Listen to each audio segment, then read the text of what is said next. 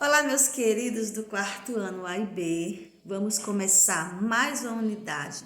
Meus queridos, nós encerramos a unidade passada, quando vocês fizeram a atividade de reensino, tá bom? Foram muitas páginas, né, de atividade, mas graças a Deus concluímos e vamos começar agora a unidade 2. Lembrando que eu estou devendo o gabarito, né, da unidade passada, eu estou lembrada, não se preocupe, enviarei para vocês. Mas eu quero dar início hoje à unidade 2, que fala sobre seres vivos e ecossistema. Está lá na página 52, peguem o livro de vocês, vocês estarem acompanhando, tá bom? Então, essa unidade é muito bacana. Ela vai falar sobre ambiente, tá? Ecossistema envolve o ambiente em que os seres vivos estão, as atividades que os seres vivos fazem. E para começar, nós vamos falando sobre a alimentação dos seres, né, gente? Então, os seres vivos no geral, que a gente vai falar em seres no geral, eles precisam de alimento para sobreviver, tá? E cada ser tem um tipo de alimentação diferente. Isso é o que traz energia para eles, né? Nenhum ser vivo vai conseguir viver se não se alimentar, tá bom? Então, nós vamos ter aí animais com hábitos alimentares bem diferenciados e outros com hábitos alimentares bem interessantes.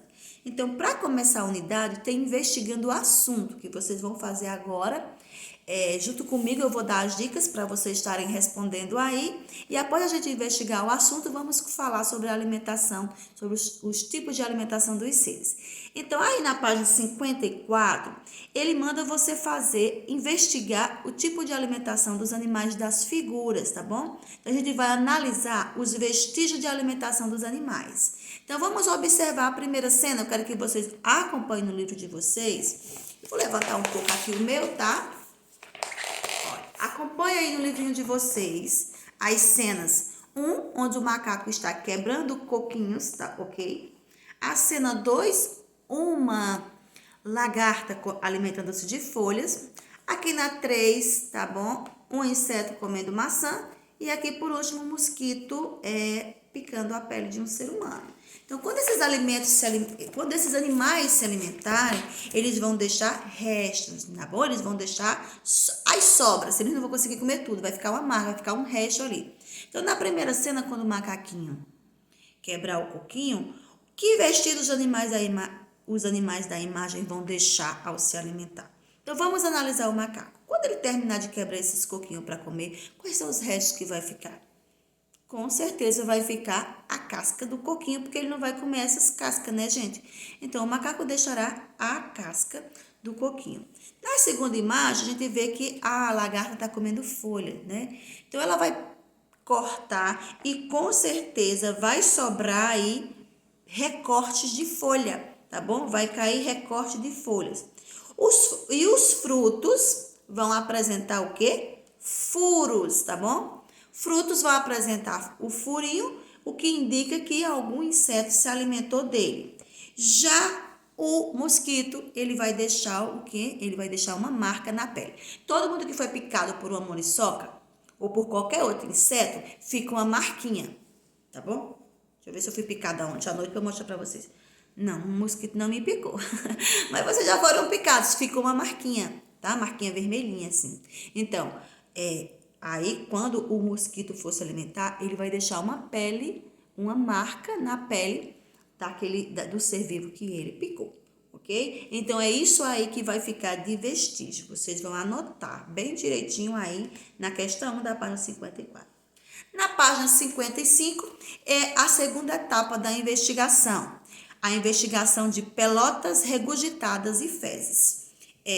Nem tudo que os animais comem é digerido pelo organismo deles. Alguns animais, eles regurgitam aquele resto, aquela sobra que o organismo dele não fez digestão. O que é regurgitar? É mandar de volta, é vomitar mesmo, colocar para fora, em forma de pelotas. O que é essas pelotas? Bolas, tá, gente? Algo assim redondinho, umas bolinhas, uns restinhos. Então, quem costuma regurgitar? Ruminantes, tipo o boi, ele regurgita, só que ele não joga para fora, tá? Ele volta a mastigar. Mas as corujas, ela realmente regurgita e deixa fora do corpo dela aquilo que o organismo dela não conseguiu fazer a digestão. Então, eles vão se alimentar, tá? O organismo vai fazer parcialmente uma digestão, mas o resto daquilo, aqueles restos que o corpo não conseguiu absorver, será expelido para fora do corpo dele. A gente diz que o animal regurgitou. Aí depois que você aprendeu isso, ele manda você fazer uma análise, observar uma figura que tem aí. Eu vou mostrar a minha no meu livro, mas todos têm que estar com o seu livro, tá? Aqui, ó. Essa imagem são restos regurgitados por uma coruja. Então, aí ela apresenta pedacinho de ossos, pequenos ossos e pelos. Ok? É uma imagem que está mostrando pequenos ossos e pelos. O que indica que essa coruja comeu o quê? Investigando o que ela regurgitou, os cientistas descobrem o que o animal comia, ok? Só analisando. Alguns cientistas, gente, eles vão analisar as fezes dos animais e eles vão analisar também o que o animal regurgitou. E com isso, ele consegue descobrir que tipo de alimentação aquele animal tem, ok? Então, nós vamos observar a imagem, vocês vão observar a imagem e vão estar respondendo junto comigo a etapa 2 da investigação, aí na página 55. Observe a foto ao lado, nós já observamos, tá? O que você identifica na imagem? Eu já identifiquei e com certeza você também. São pequenos ossos e pelo, tá? É uma imagem que está mostrando pequenos ossos e pelo. Anota aí no seu, ok? Na letra B ele diz, com base no conteúdo das pelotas, esse que eu acabei de falar para vocês, você consegue supor que a coruja come. O que você consegue supor que a coruja come? Gente, se ela regurgitou esses pequenos ossos, se ela regurgitou pelo, vamos saber o quê? Animais com corpo coberto de pelo são mamíferos, ok? Confere isso, essa. Quem possui pelo são mamíferos. E pequenos ossos indica que ela comeu um animal. E com o pelo que ela comeu, um animal que tinha pelo. Portanto, a coruja se alimenta de pequenos mamíferos, ok? Ela pode ter comido aí um pequeno rato, ela pode ter comido aí, sei lá, um bichinho pequeno, um mamífero pequeno. Então, você vai colocar aí na letra B que a coruja se alimentou de um pequeno mamífero, ok? E por que sabemos disso? Porque ela regurgitou, ela vomitou ossos e pelo. No segundo, diz assim, guano é o nome dado a fezes de aves e morcegos acumulado no chão onde eles vivem, ok? Chama-se guano, fezes de morcego e fezes de aves. Quando eles estão em um determinado local, vai se acumulando aquela grande quantidade de fezes, e aí eles chamam isso de guano. Se um cientista analisar o guano de uma caverna, tá? Um cientista entrou lá numa caverna e achou um monte de guano, ou seja, um monte de fezes de morcego. Nessas fezes tinha uma grande quantidade de sementes.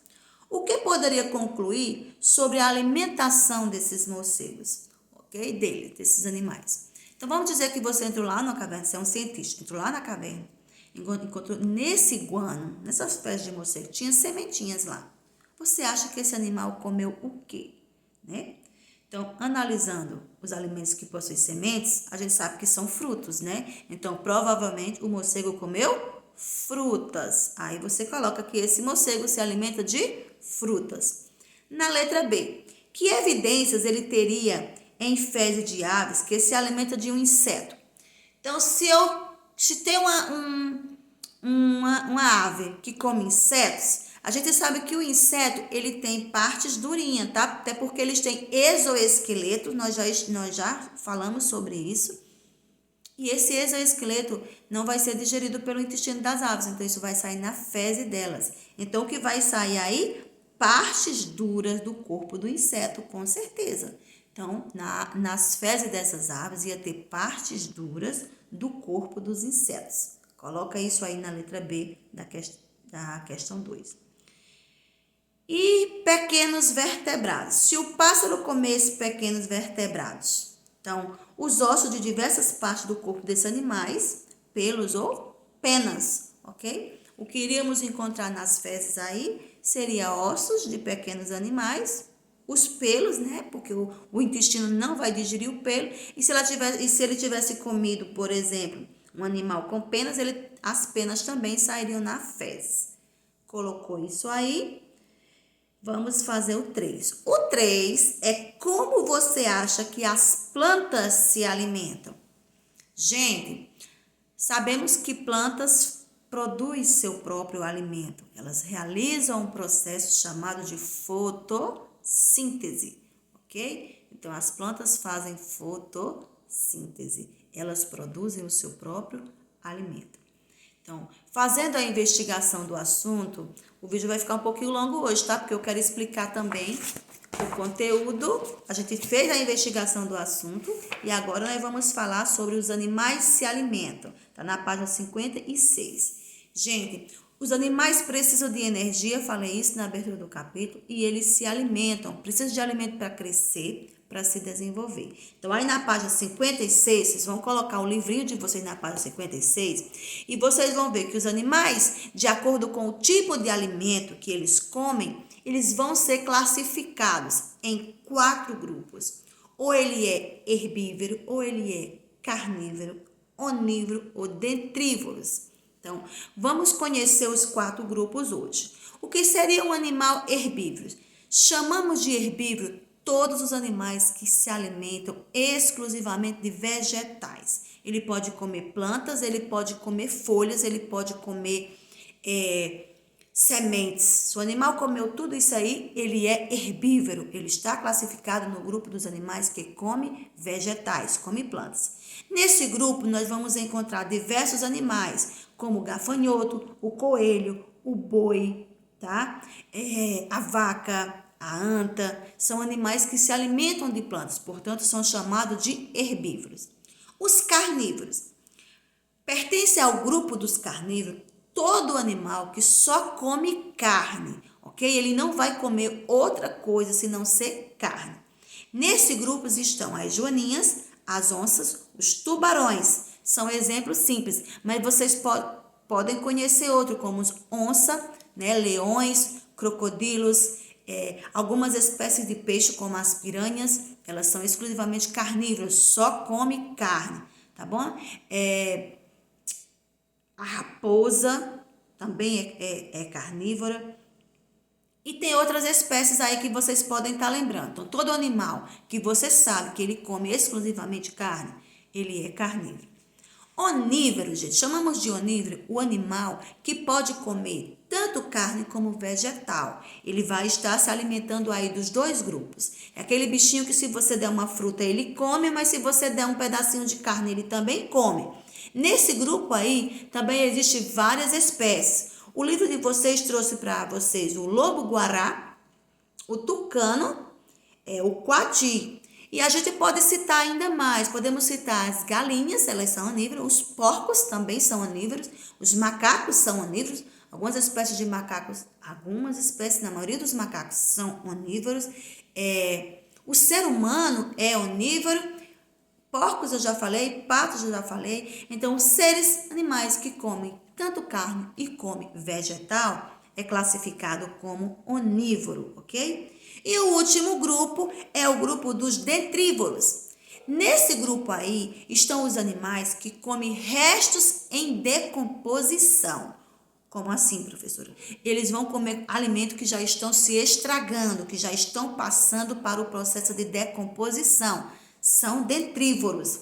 Nesse grupo, gente, vai entrar aí as hienas, tá? Elas comem restos de coisas estragadas. Os urubus, que vocês sabem que eles se alimentam de corpos de animais que já estão podrificados, que já estão em decomposição. E alguns besouros e mosca. Mosca, besouros, eles entram no grupo que são chamados de detrívoros, comem restos que estão em decomposição. As minhocas também pertencem ao grupo dos detrívoros, porque elas vivem no solo comendo o que está misturadinho ali. Alguma coisa começa a se desmanchar, a entrar em decomposição e é isso que elas comem. Então, detrívoros são os animais que se alimentam de restos de plantas ou de vegetais, mas que já estão em decomposição.